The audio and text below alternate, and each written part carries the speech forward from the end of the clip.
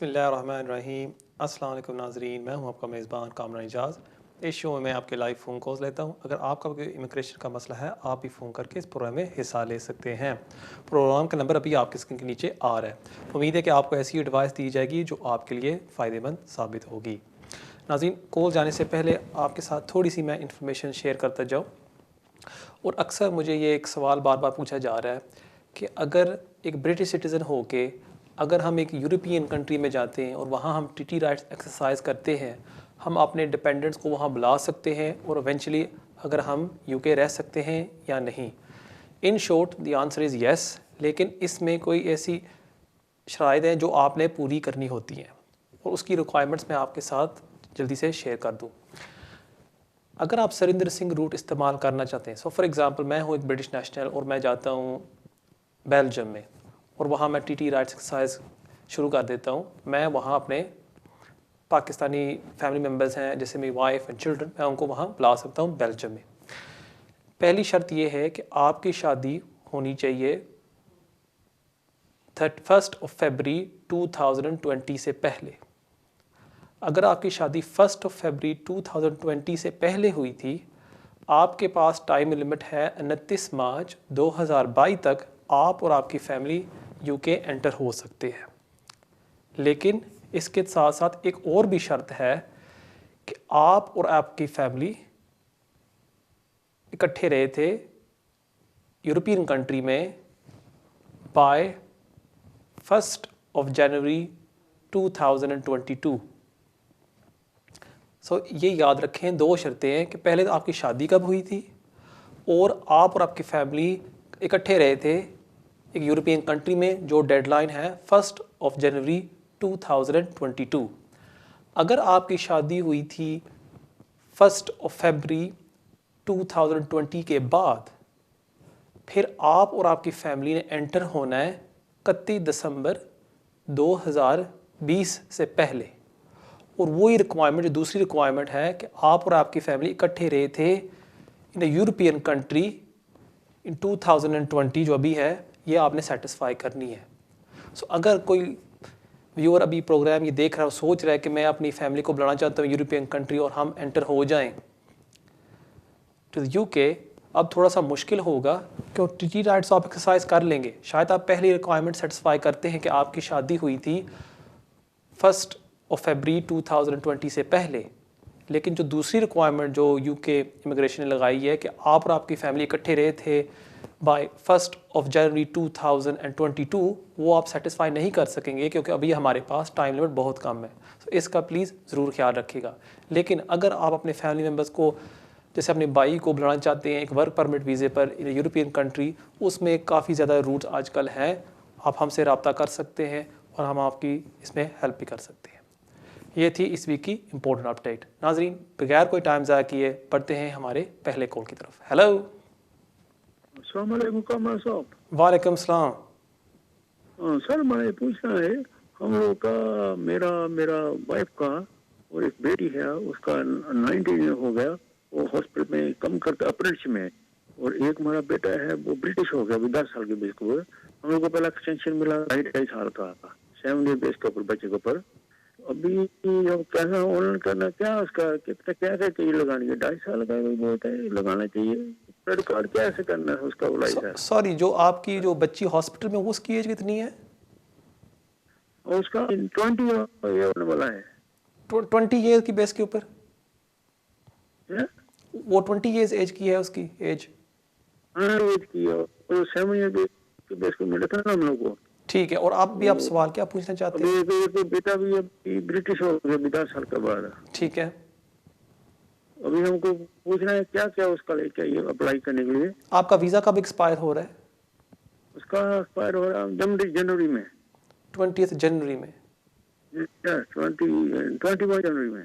ठीक है, और आप किसके बारे में पूछ रहे हैं अब? आपकी बेटी के बारे और अपने बारे? तीनों हम लोग के बारे में पूछे, हम तीनों का करना अप्लाई करना। तीनों का करना पड़ेगा, मैं समझ गया। ठीक है, बहुत शुक्रिया आपकी कॉल। मेरा वाइफ। ठीक है, देखिए, अगर आपको बच्चे की बेस के ऊपर वीज़ा मिला था जो ब्रिटिश हो गई है, आपको 28 डे से पहले आपने अप्लाई करना है और मेनली आपने दिखाना है कि आप जो आपकी बड़ी बेटी है, चाहे वो ओवर 18 होगी, आप इकट्ठे रह रहे हैं एक हाउस होल्ड में, उसके लिए आप मज़ीद बिल्स लगा सकते हैं और प्रूफ्स के आप सारे इकट्ठे रह रहे हैं, GP लेटर, और बच्ची जो आपकी जो ब्रिटिश है, जो अंडर 18 है, उसका वो स्कूल लेटर्स भी लगा सकते हैं। अगर ये चीज़ें आप लगा दें एप्लीकेशन के साथ, मुझे पूरी उम्मीद है कि आपका एप्लीकेशन सक्सेसफुल होगा। बहुत शुक्रिया आपके कॉल का, और बढ़ते हैं हमारे अगले कॉल की तरफ। हेलो जी सिकम जी। हाँ जी जी जी हाँ जी, मेरा क्वेश्चन ये था, है ना, हमारी फैमिली है जो जर्मन के बच्चे, जर्मन पासपोर्ट है सबके पास, और जो उनकी माता जी है उनके पास इंडियन पासपोर्ट है। वो इंडिया से 6 मंथ का वीजा लेके आए थे, लेकिन अभी उन लोगों को कौन सा वीजा पर आके अप्लाई करना चाहिए? सॉरी, सवाल क्या था आपका? जी, हमारे पास ना जर्मन के पासपोर्ट, वो तो मैंने सुन लिया अभी। जी जी। तो जो मिसिज है उसके पास इंडियन पासपोर्ट था, वो इंडिया से आई है हॉलीडे, उसका 6 मंथ का वीजा लगा है इंडिया से। ठीक है, तो अभी हम लोगों को कौन सा वीजा अप्लाई करना चाहिए? ठीक ठीक है। आपकी शादी हुई है उसके साथ? जी जी। ठीक है, मैं समझ गया। बहुत शुक्रिया आपके कॉल का। क्योंकि आपकी शादी हो चुकी हुई है आपकी वाइफ के साथ, और आपके पास मैरिज सर्टिफिकेट ज़रूर होगी। अब आपकी वाइफ यहाँ एंटर हो गई और वो वापस नहीं जाना चाहती, बेस्ट चीज़ ये होगी कि अगर आप उनका स्टेटस अप्लाई कर ले अंडर द सेटलमेंट स्कीम, और वो जिसको कहते हैं प्री सेटल स्टेटस, मुझे पूरी उम्मीद है कि आपके वाइफ को वो 5 साल का रेजिडेंस ग्रांट कर देंगे।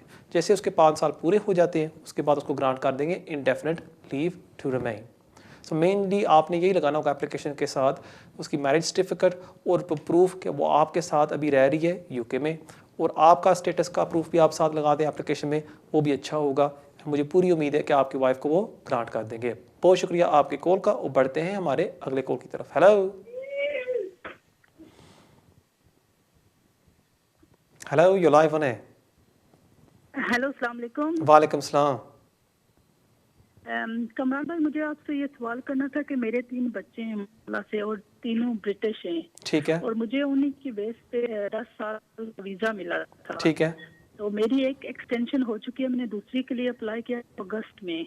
ठीक तो है। उस बाद ना मुझे कोई रिस्पांस लाइक मैट्रिक वगैरह के लिए कुछ ईमेल वगैरह भी नहीं आई। तो मैं इसीलिए पूछना चाहती कि वो कितना टाइम लगता है। ठीक है, जब आपने एप्लीकेशन सबमिट की थी अगस्त में, उसके बाद उन्होंने आपको बायोमेट्रिक्स के लिए बुलाया या नहीं? नहीं, कोई नहीं, अभी तक कुछ भी नहीं। ठीक है, मैं समझ गया। बहुत शुक्रिया आपके कॉल का। देखिए, कोविड से पहले क्या होता था, आप ऑनलाइन एप्लीकेशन सबमिट करते थे और ऑनलाइन जाके आप फौरी तौर पर अपॉइंटमेंट बुक कर लेते थे अपनी फिंगरप्रिंट्स देने के लिए सेंटर में। जब ये कोरोना का इशू हुआ, फिर होम ऑफिस ने अपॉइंटमेंट्स बंद कर दी, और आपको वो इनविटेशन बेस पर वो बुलाते थे कि आप अपने फिंगरप्रिंट्स आके दे जाएं, या आप हमें ईमेल के ज़रिए अपने डॉक्यूमेंट्स भेज दें।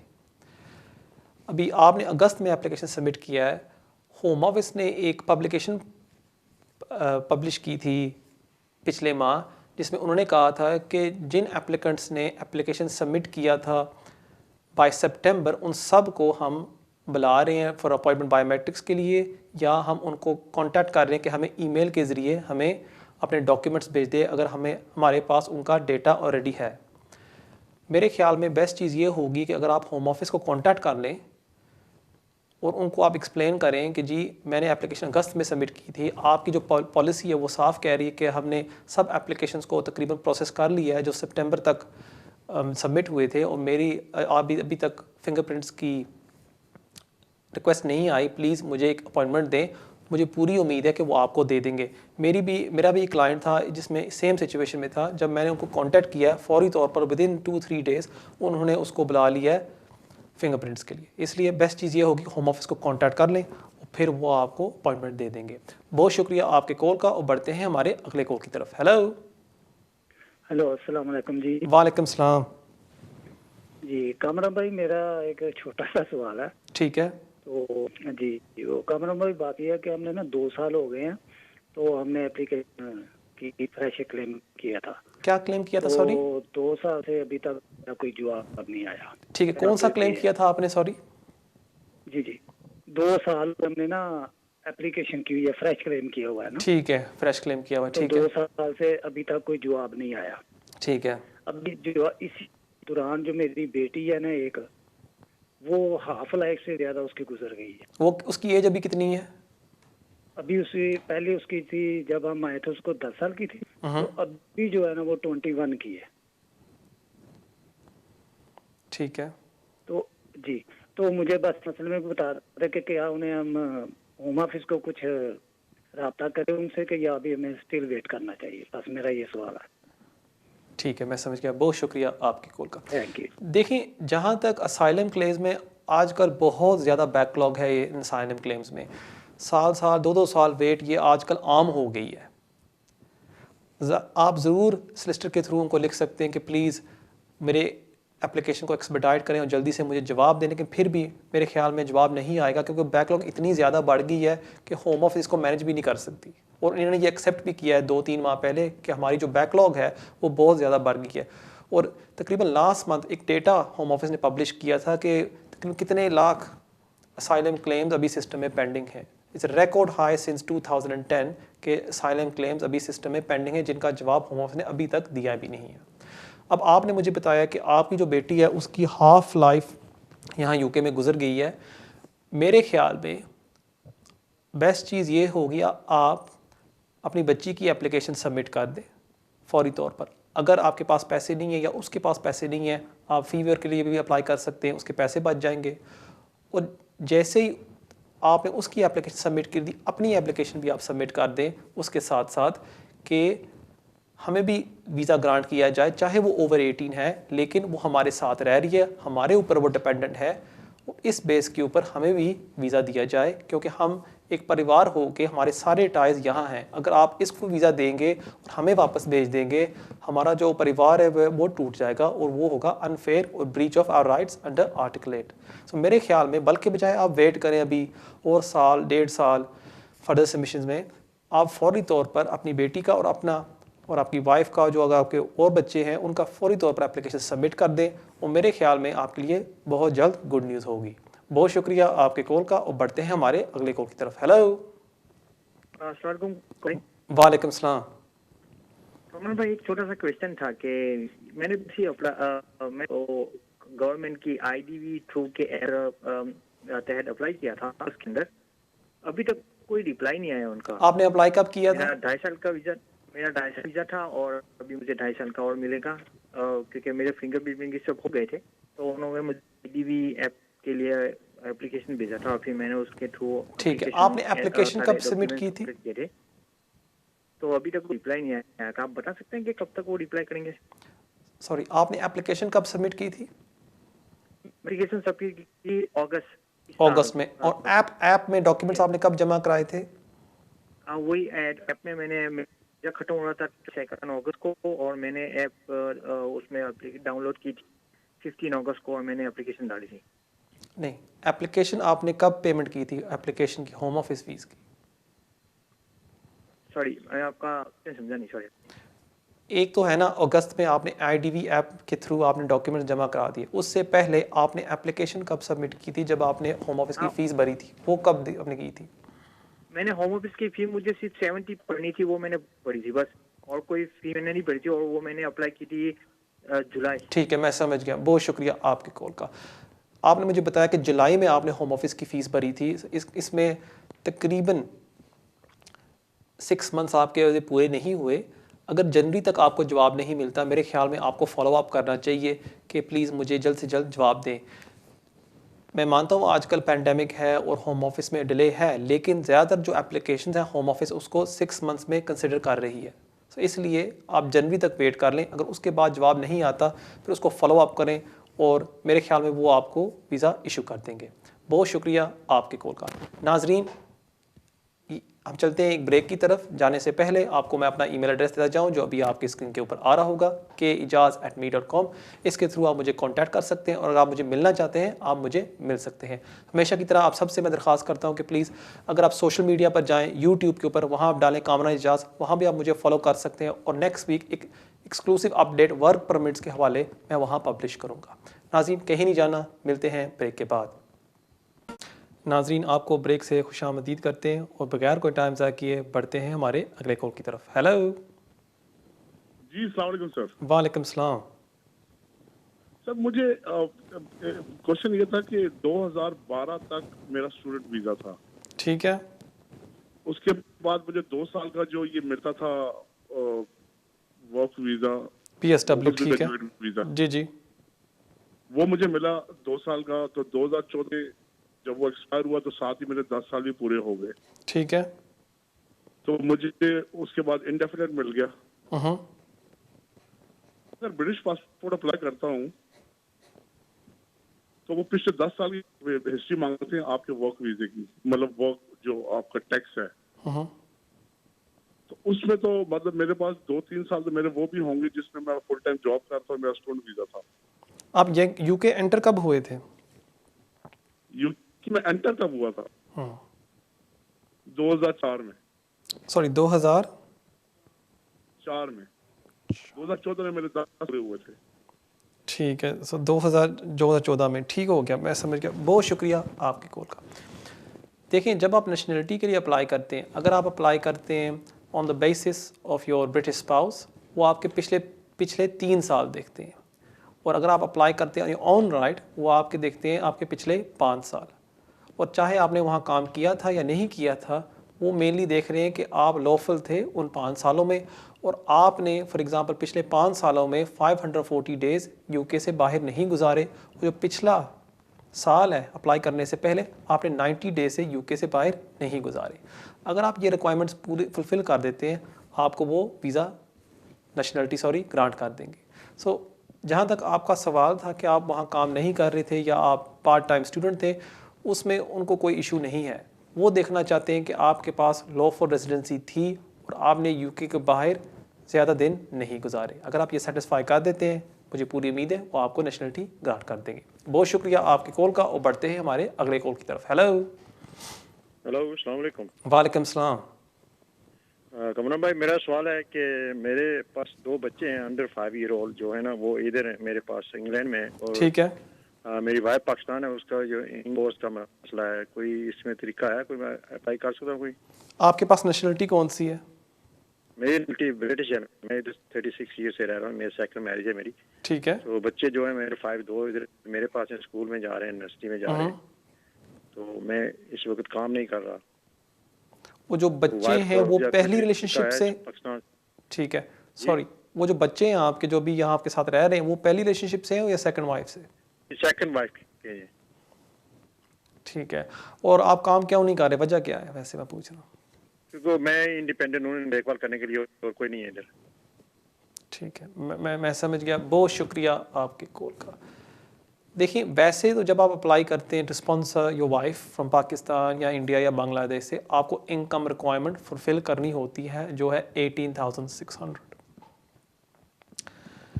अब अगर आप होम ऑफिस की गाइडेंस देखें, वहाँ उन्होंने लिखा हुआ है कि कोई एक्सेप्शनल सर्कमस्टांसेस हों फिर उस रिक्वायरमेंट को वो दूर कर देते हैं। अब आपके केस में ये है कि आपके पास 2 बच्चे हैं जिनकी आप परवरिश कर रहे हैं, क्योंकि उनकी माँ पाकिस्तान में है, उस वजह से आप काम नहीं कर सकते। अब आप एप्लीकेशन ज़रूर सबमिट कर सकते हैं और उनको एक्सप्लेन करें कि जी इस वजह से मैं काम नहीं कर रहा, मैं इनकम रिक्वायरमेंट नहीं मीट कर रहा, प्लीज़ कंपैशनेट ग्राउंड्स पर मेरी वाइफ को वीज़ा दिया जाए, क्योंकि वो फिर आके बच्चों की परवरिश सही तरह कर सकती है जैसे एक माँ करती है, और मुझे पूरी उम्मीद है कि वो ग्रांट कर देंगे। सो बेस्ट चीज़ यही होगी कि फ़ौरी तौर पर स्पाउस वीज़ा आप एप्लीकेशन सबमिट कर दें आपकी वाइफ की, और फिर वेट करें जवाब का। हो सकता है कि कभी कभी केस वर्कर इसमें डिस्क्रेशन नहीं इस्तेमाल करते, लेकिन उनको करना चाहिए। अगर आप सही तरह एक सिस्टर के थ्रू ये एप्लीकेशन सबमिट करेंगे और वो सही तरह रिप्रेजेंटेशन आपके करेगा, होम ऑफिस को डिस्क्रेशन इस्तेमाल करनी चाहिए और ग्रांट करना चाहिए। अगर वो नहीं करते, अपील में जाके ये ज़रूर ये आपका एप्लीकेशन सक्सेसफुल होगा और आपकी वाइफ को 10 ईयर रूट पर वीज़ा ग्रांट किया जाएगा। बहुत शुक्रिया आपके कॉल का, और बढ़ते हैं हमारे अगले कॉल की तरफ। Hello hello hello, you live on air. Hello, मैं एक प्रश्न उसमें एक क्वेश्चन पूछना चाहता हूँ कि मेरा भाई है, वो ब्रिटिश सिटीजन है। जी जी। और उसका लड़का इंडिया है और वो 22 साल का है। ठीक है। तो उसको इधर स्पॉन्सर करना है, तो वो परमानेंट आ सकता है कि नहीं? ठीक है, मैं समझ गया। बहुत शुक्रिया आपके कॉल का। जी नहीं, अनफॉर्चुनेटली, क्योंकि आपके जो भाई का बेटा है वो ओवर 18 हो गया है, आपका जो भाई है उसको वो स्पॉन्सर नहीं कर सकता। अनफॉर्चुनेटली, क्योंकि वो 18 से ऊपर हो गया है। अगर जो है आपका नेफ्यू, अगर वो इंडिया में स्टूडेंट पढ़ाई कर रहा है, शायद वो यूके में स्टूडेंट वीज़े के लिए अप्लाई कर सकता है, वो उसके लिए एक ऑप्शन है, और वो उसमें आप देख सकते हैं कि अगर उसको वीज़ा मिलता है या नहीं, या वो विज़िट के लिए अप्लाई कर सकता है कि मैं अपने फादर को विज़िट करना चाहता हूँ यूके में, उसमें शायद चांस हो, लेकिन स्लिम होता है, लेकिन आप ज़रूर ट्राई कर सकते हैं। बहुत शुक्रिया आपके कॉल का, और बढ़ते हैं हमारे अगले कॉल की तरफ। हेलो अस्सलाम वालेकुम, काशिफ बात कर रहा हूँ सर, ठीक है? वालेकुम सलाम जी, कासिफ साहब। जी मैंने पूछना था, मेरा ना वीज़ा एक्सपायर हो गया था 2012 में, तो मैं ठीक है। उससे हो गया था, फिर उसके बाद मेरी शादी हो गई, ठीक है, तो मुझे 10 साल रूट पे डाल दिया। ठीक है। ये कब डाला गया था आपको? 2003 में। 16 में, करेक्ट? हाँ जी। ठीक है, तो उसके फिर हमारी सेपरेशन हो गई, तो मुझे चेंज करना पड़ा वीज़ा तो ब्रिटिश सिटीजन के बेस पे। तो मैंने वो टैक्स वगैरह भी पे किया, लेकिन वो कहते हैं कि आपको 10 साल वाले रूट पे रहना पड़ना है, चेंज नहीं कर सकते 5 साल वाले पे। ठीक है। तो अब मसला ये है कि अभी डिवोर्स हो गई है, तो मैं पाकिस्तान शादी करना चाहता हूँ और इसको बुलाना चाहता हूँ, तो कोई इसका सोल्यूशन है? उसे कैसे बुला सकता हूँ, कैसे नहीं? ठीक तो है, मैं खुद डिपेंडेंट हूँ अपनी बेटी के ऊपर। ठीक है, मैं समझ गया। बहुत शुक्रिया आपके कॉल का। अनफॉर्चुनेटली इसमें कोई सोल्यूशन नहीं है, जब तक आपको इंडेफिनिट नहीं मिलता फिर ही जाके आप अपनी सेकंड वाइफ को बुला सकते हैं यूके में। सो अनफॉर्चुनेटली आपको वेट करना पड़ेगा, जैसे ही आपको इंडेफिनिट मिलती है फिर आप अपनी वाइफ को पाकिस्तान से बुला सकते हैं। बहुत शुक्रिया आपके कॉल का, और बढ़ते हैं हमारे अगले कॉल की तरफ। Hello hello hello, you live on है। अस्सलाम वालेकुम। वालेकुम अस्सलाम। अमन साहब, मेरा सवाल है जी जी, कि मैं एंटरप्रेन्योर वीज़े पे हूँ। मुझे असल में इस कंट्री में 10 साल भी हो गए, और एंटरप्रेन्योर वीज़ा मेरा 2 साल और 2 से पेंडिंग है। सो कब से पेंडिंग है? सॉरी, मेरी आवाज़ आ रही है आपको? जी जी आ रही है जी। आपने कहा पेंडिंग है, कब से पेंडिंग है? मैं 2018 सितंबर में मैंने वीज़ा अप्लाई किया था, 2 इयर्स और 2 मंथ्स के, और स्टिल मेरा स्टेटस पेंडिंग है। ठीक है। और मीनवाइल मेरे सितंबर में 10 दिन ही पूरे हो गए हैं। तो अब मुझे क्या करना चाहिए? मेरा लास्ट एक्सटेंशन रिफ्यूज था, तो मैंने री अप्लाई किया था, तो एक रिफ्यूजल है, और मेरी 3C हो चुकी है कि नहीं, और अगर नहीं तो मैं 10 ईयर पे कैसे अप्लाई करूं? ठीक है, मैं समझ गया। बहुत शुक्रिया आपके कॉल का। पहली बात तो ये है कि जो व्यूअर्स इस प्रोग्राम को देख रहे हैं, मैं आप सबको ये एडवाइस करता हूँ कि अगर आप सोच रहे हैं लॉन्ग रेजिडेंस पर एप्लीकेशन सबमिट करने के लिए, आप एक सोलिसिटर से ज़रूर मिला करें एप्लीकेशन सबमिट करने से पहले, क्योंकि आपको पता होना चाहिए कि आपके लीव में कोई ब्रेक हुई है या नहीं। दूसरा, आप होम ऑफिस से अपना रिकॉर्ड ज़रूर मंगाया करें एप्लीकेशन सबमिट करने से पहले। वो फ्री होता है, ऑनलाइन आपने जाना है। अगर आप गूगल में डाल दें home office subject access request, वहाँ एक लिंक आता है, उस पर क्लिक करें, और वहाँ 5-6 सवाल आपसे पूछेंगे, और आपको एप्लीकेशन भर के आप सबमिट कर दें ईमेल के थ्रू, और आपको विद इन 2 to 4 वीक्स आपको अपना होम ऑफिस रिकॉर्ड वो भेज देंगे। उसमें भी आप चेक कर सकते हैं कि आपके लीव में कोई ब्रेक हुई है या नहीं।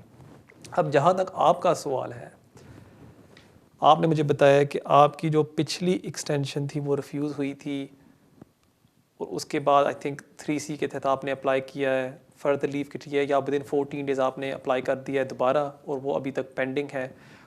और अगर आप 3C इस्तेमाल करके आप एप्लीकेशन सबमिट कर सकते हैं या नहीं, मेरे ख्याल में बेस्ट चीज़ ये होगी कि अभी जो आपका एप्लीकेशन जो पेंडिंग है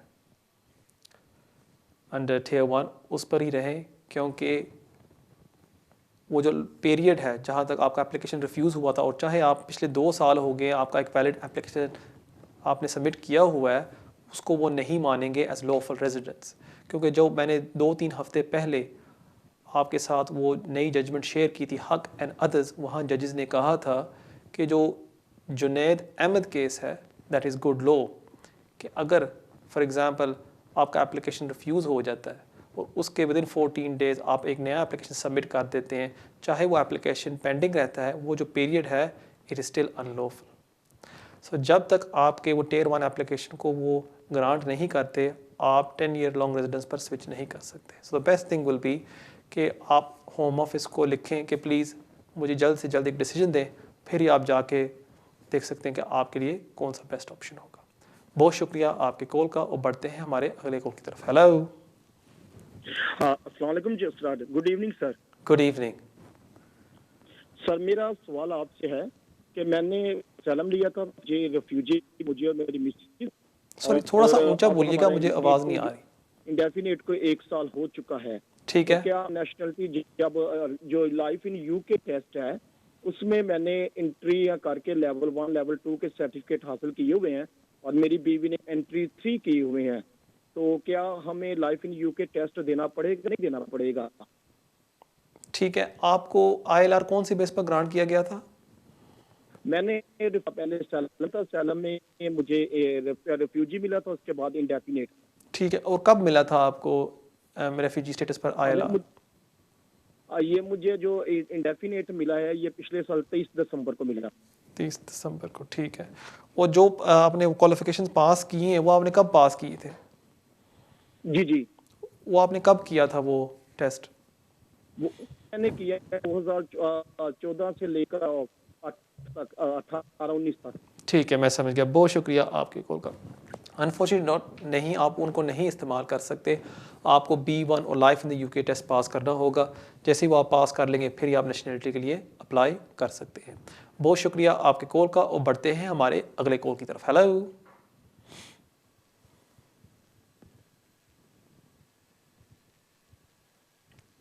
hello. Hello. Hello, you live on है। हेलो गुमरान भाई, कहाँ से? मेरे 2 क्वेश्चन है आपसे पूछना है। मैंने first of all Sorry, you can talk in English if it helps. Sorry? By all means, feel free to talk in English if it helps. All right, okay, I'll try. Okay. No, it's all right, I'll speak Punjabi. मैंने शादी करी थी कि legal से, तो मेरे husband को visa मिला है 2.5 years beginning this year in January ਵਿੱਚ। Okay. ਤਾਂ ਫਿਰ ਅਸੀਂ ਜਿੱਦਾਂ ਐਪਲੀਕੇਸ਼ਨ ਆਪ ਹੀ ਡਾਲੀ ਸੀ, ਤਾਂ ਬੈਰਿਸਟਰ ਅਸੀਂ ਲੈ ਕੇ ਗਏ ਸੀ ਜਦੋਂ ਇਮੀਗ੍ਰੇਸ਼ਨ ਦੇ PL ਦੇ ਵਿਨ ਕੀਤੀ ਸੀ। ਫਿਰ ਉਹਨਾਂ ਨੇ ਸਾਨੂੰ डाल दिया 10 year रूट डालिया सी। या जी जी। बैरिस्टर बोला था जब अपने पास कार्ड आ जाएगा तो आप कन्वर्ट 5 years। Yep, correct। अभी हमें डाली एप्लीकेशन आई थिंक February से डाली थी, पर कोई आंसर नहीं आया, उसका रिस्पांस नहीं आया। And have you done the has your husband done the fingerprints or given his documents? Sorry?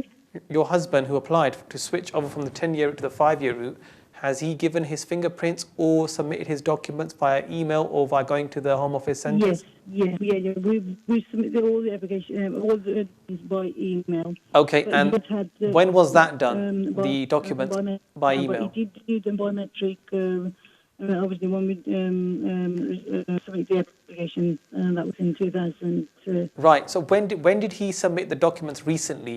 Was it a month ago, 2 months ago via email? February. In February, okay. All right. Thank you very much for your call. Sorry. There's another one as well. हमने जो किसको India से मंगवाना है, तो कौन सा country best है जहाँ पर सेटल हो सके? Obviously, UK meant that, you know, it's very tough here. No? Okay, yeah, I understand. Thank you very much. Yeah. Like the line drop. Right. In relation to your question, as far as I got the gist of, was your husband's applied to switch from the 10-year route to the 5-year route in February this year. He's given his documents to the Home Office via email, and you're currently waiting for a decision, and you've had no response since. Given that it's now been more than 6 months, your best bet would be is through your solicitor, write to the Home Office and say, look, it's been more than 6 months, please can you give us a decision? The uncertainty is killing us, we're left in limbo, and I'm pretty certain that they will respond to you, and hopefully it should be good news. In relation to your second question, if sponsoring family members to another European country, as far as that, I think that's what you asked. There's various options for you. It's Belgium, there's France, there's Italy, there's Spain. The world is your oyster, believe it or not. So you just have to decide which country will be best for them, and then you can speak to us or your local solicitor and they can help arrange that for you. Thank you very much for your call. नाज़रीन, ये था आखिरी call break जाने से पहले. जाने से पहले मैं आपको अपना ईमेल एड्रेस देता हूँ जो भी आपके स्क्रीन के ऊपर आ रहा होगा, kejaz@me.com. इसके ज़रिए आप मुझे कांटेक्ट कर सकते हैं. एंड अगेन, अगर आप सोशल मीडिया पर जाएं और वहाँ मुझे फॉलो करें, वहाँ भी आपको मैं मज़ीद अपडेट्स देता रहता हूँ. और नेक्स्ट वीक यूट्यूब पर एक हम स्पेशल अपडेट देंगे on the new PBS system. नाज़रीन, मिलते हैं ब्रेक के बाद. नाज़रीन, वेलकम बैक. बगैर कोई टाइम ज़ाया किए बढ़ते हैं हमारे अगले कॉल की तरफ. हेलो. अस्सलाम वालेकुम. वालेकुम सलाम. मैं अपनी वाइफ में पूछना था, मैं इंडेफिनेट पे हूँ और मेरे 2 बच्चे ब्रिटिश हैं. जी जी. 5 and 7. वाइफ का जो लास्ट वीज़ा था वो मैंने आपसे पहले भी एक दफ़ा पूछा था, 8 साल उनको हो गए लास्ट वीज़ा की बेसिस पे. उन्होंने पहले 5 साल एज ए डिपेंडेंट गुजारे थे, अब कुछ इंडेफिनेट नहीं था. लास्ट वीज़ा जब उनका हुआ तो उन्होंने उसको 10 ईयर रूट पे डाल दी. ठीक है. अब भी पूछना ये है कि अब क्या वो एज ए डिपेंडेंट अप्लाई कर सकती हैं या बेटर यही है कि वो एज ए 10 ईयर रूट पे ही F50 अप्लाई करें. एक चीज. दूसरा ये कि इसकी फीस कितना है, और तीसरा ये कि हम कौन से डॉक्यूमेंट्स रेडी करें 1 हफ्ते बाद अप्लाई करें. ठीक है. अच्छा, अब आपने लाइन पर रहना है. मैं चाहता हूँ आपको आज इसका जवाब मिल जाए. आपकी वाइफ को पहला वीज़ा 5 ईयर रूट पर मिला था, करेक्ट? ये फर्स्ट 5 ये जो थे वो उस वक्त मैं इस कंट्री में अभी इंडेफिनेट पे नहीं था, तो वो मेरे डिपेंडेंट पे थी. लेकिन उसके पास 5 साल का लगातार वीज़ा था, करेक्ट?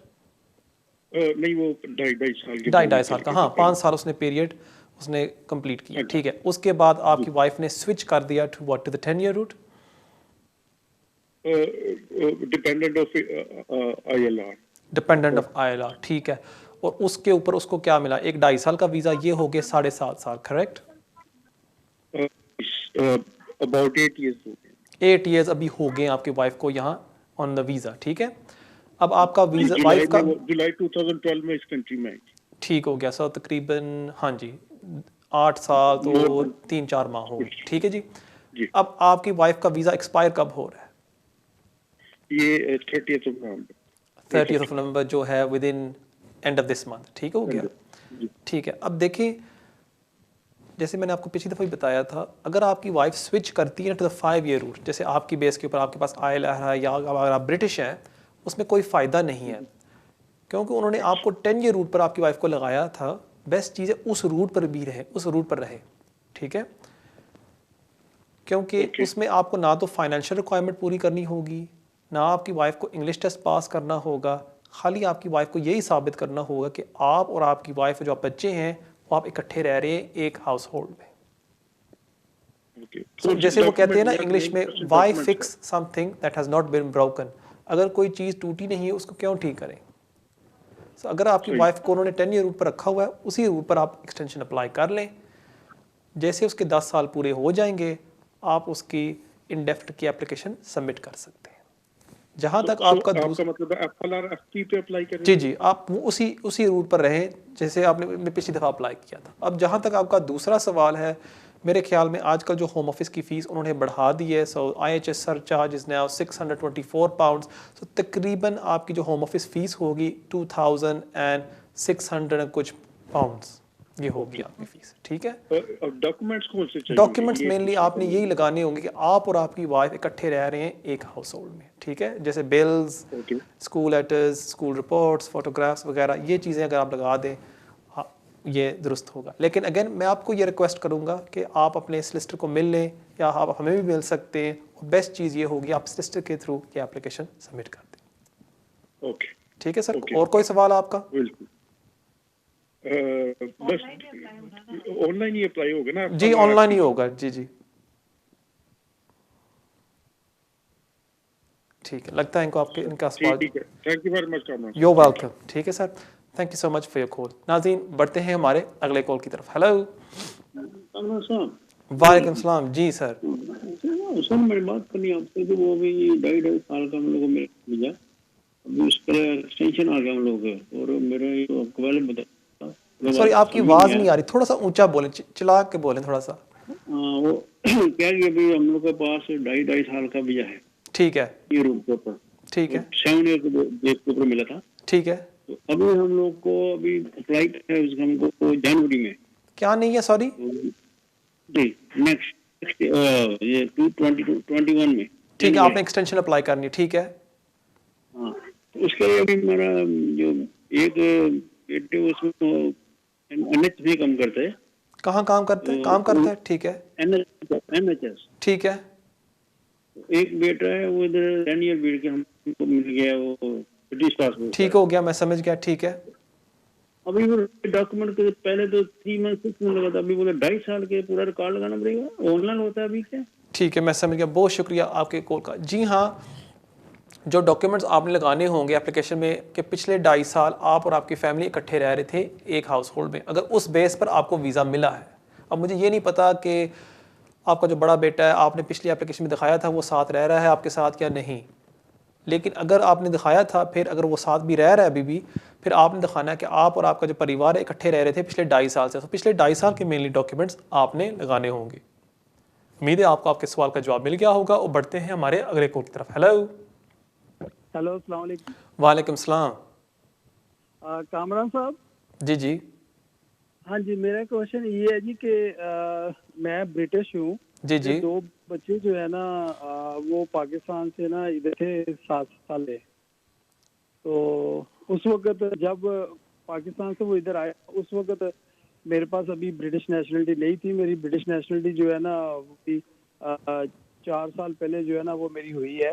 तो मैंने लास्ट ईयर जो बच्चे थे वो अंडर 18 थे मेरे दोनों बेटे। तो लास्ट ईयर जो है ना वो मैंने अपने एक बेटे का जो है ना वो नेचुरलाइजेशन जो है ना वो अप्लाई की थी अंडर 18 के ऊपर। तो उसकी वो नेचुरलाइजेशन उसकी हो गई थी, ठीक है।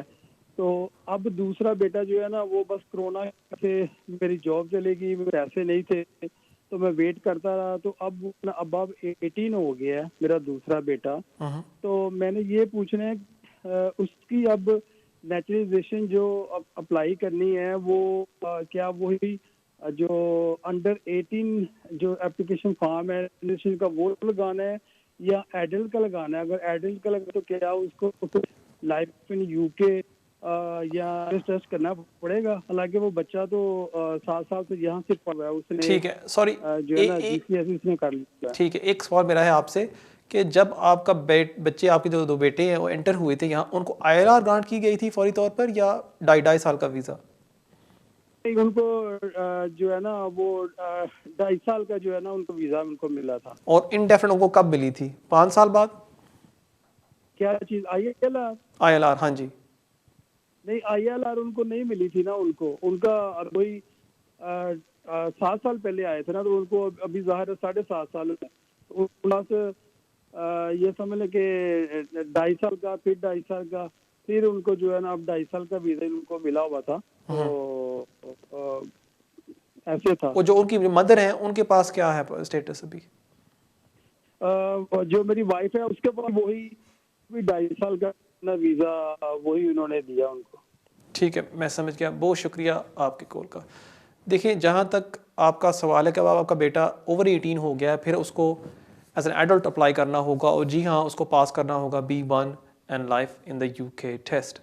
अब थोड़ा सा इसमें आपको एहतियात करना होगा क्योंकि अभी आपका जो बेटा है दूसरा वो ओवर 18 हो गया है, उसमें शायद वो डिस्क्रिशन ना इस्तेमाल करें, क्योंकि अमूमन होता है कि जब बच्चा अंडर 18 होता है केस वर्कर को गाइडेंस दी जाती है कि अगर एक बच्चे को यहाँ 2 साल से ज़्यादा उसने यहाँ गुजारे हैं और बच्चे के जो फ्यूचर इंटेंशंस हैं, अगर आप समझते हैं कि वो यहाँ होंगे, वो यहाँ रहेगा अपनी पूरी ज़िंदगी, फिर उस बच्चे को आप नेशनलिटी ग्रांट कर दें, डिस्क्रिशन इस्तेमाल कर दें। लेकिन अब आपका बेटा ओवर 18 हो गया है, हो सकता है कि होम ऑफिस उसमें डिस्क्रिशन ना इस्तेमाल करें। इसलिए बेस्ट चीज़ ये होगी अप्लाई करने से पहले आप अपने कोई सॉलिसिटर को कंसल्ट कर लें। बहुत शुक्रिया आपके कॉल का और बढ़ते हैं हमारे अगले कॉल की तरफ। Hello hello hello, you live on है। हाय, I wanted to ask about my sister actually. Okay. She came here in 2011 Okay. to her A levels and then university. She completed her degree in July 2019. She then went home to after my dad for more than 6 months. She came back to the UK February this year, and she came back on visit visa. Okay. She's still currently here, and we will extend her visa. What my question is, what routes she has that she can go for, and is there any property that she can take? She doesn't want to continue studying. Right, so I understand. We are looking for a different route. Right. Now, my question to you is, she came in February, she came on a 6-month visit visa. So has she been applying for subsequent extensions by emailing the Home Office, or has that visa now expired? She did not apply for any extension. No, she didn't apply for any extension. I understand. Okay. Thank you very much for your call. Your sister now, unfortunately, is in quite a difficult situation. There aren't any routes that she can ordinarily apply on because she can't switch in country to a student. She can't apply on a work permit because she has no status in the UK. I mean, potentially, if she was to fall in love here with someone and get married, potentially on that basis, she could get a visa if she had a child. That would strengthen her case even more. My best advice to you would be is consult your local solicitor who can discuss this with you in depth before you decide on making any application. Thank you very much for your call. नाज़रीन बढ़ते हैं हमारे अगले call की तरफ. Hello. Hello. Hello, you're live on air. अस्सलाम वालेकुम sir.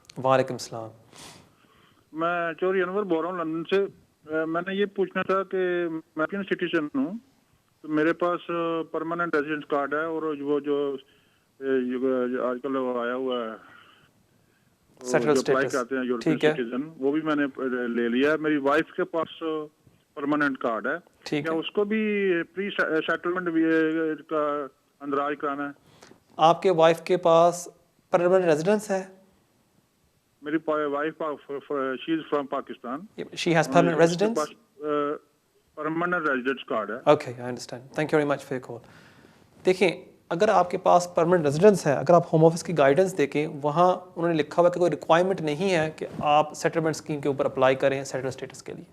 लेकिन जैसे हमने देखा है कि पहले लोगों को ILR पासपोर्ट पर ग्रांट किया जाता था, और अक्सर लोगों के पास अभी भी है कि ILR एक छोटी सी स्टिकर है पासपोर्ट के ऊपर लगी होती है कि वहाँ लिखा हुआ है इनडेफिनिट लीव टू रिमेन. आजकल एम्प्लॉयर्स उसको एक्सेप्ट नहीं करते और कहते हैं आप बायोमेट्रिक कार्ड के लिए अप्लाई करिए. इसलिए मेरी एडवाइस आप सबसे होगी कि अगर आपके पास है परमानेंट रेजिडेंस, आप फिर भी अप्लाई कर लें for settle status under the EU settlement scheme. Very straight forward application. वहाँ आपकी वाइफ ने अपना डिटेल्स देने होंगे और अपना जो PR का जो कार्ड है वो अगर वो अपलोड कर दे, उसको ना तो बायोमेट्रिक्स देने होंगे क्योंकि वो फ़ोटो ले लेंगे ऐप के ज़रिए और उसको फौरी तौर पर विदिन 2 to 3 वीक्स वो डिसीजन दे देंगे कि आपको हमने ग्रांट कर दिया सेटल स्टेटस. सो बेस्ट चीज़ आप अप्लाई कर लें कि अगर नेक्स्ट ईयर अगर आप कोई जॉब पर जाते हैं, वहाँ शायद ये परमानेंट रेजिडेंस कार्ड को एक्सेप्ट ना करें और वो कहें कि नहीं हमें चाहिए सेटल स्टेटस. सो बेस्ट चीज़ is just apply, nothing to lose, और इसकी कोई फ़ीस भी नहीं है. बहुत शुक्रिया आपके कॉल का, और बढ़ते हैं हमारे अगले कॉल की तरफ. Hello hello, you live on air. Hello, Kamran. Hope good. Can you hear me? I can hear you loud and clear. Okay. So, Kamran, I just wanted to know one thing. Means I will tell you my current scenario. I was in UK from 2013 till 2017 October. Okay. And I was in a ICT long-term visa. Okay. Right. So after that, I need to move out to Switzerland for a year and a half. And after that, I again came back to UK. This tied to general visa. Okay. Okay. So I'm here in UK from February 2019 till the current time.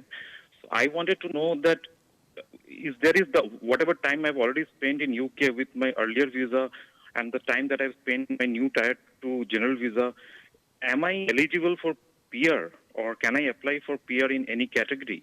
I'm not sure on that part. Okay, thank you very much for your call. As far as I'm aware, the time period that you spent outside the UK would mean that there has been a break in your leave. The best bet will be if you consult your local solicitor with your records, he can give you in-depth advice on that. And potentially it may be best for you to switch to another category with the new PBS system coming that leads to settlement for you. नाज़रीन, ये था हमारा आखिरी call आज के लिए। जाने से पहले मैं आपको अपना ईमेल एड्रेस देता जाऊँ जो अभी आपके स्क्रीन के ऊपर आ रहा होगा, keijaz@me.com। इसके थ्रू आप मुझे कांटेक्ट कर सकते हैं। और हमेशा की तरह मैं आप सबसे दरख्वास्त करता हूँ कि प्लीज़ अगर आप जाएँ यूट्यूब के ऊपर और वहाँ टाइप करें कामरान एजाज, वहाँ भी आप मुझे फॉलो कर सकते हैं। नाज़रीन, इंशाल्लाह ताला हमारी मुलाकात होगी अगले हफ्ते इसी टाइम 6 से लेकर 7 बजे सिर्फ वीनस टीवी पर। तब तक के लिए मुझे इजाज़त दें। अस्सलाम वालेकुम।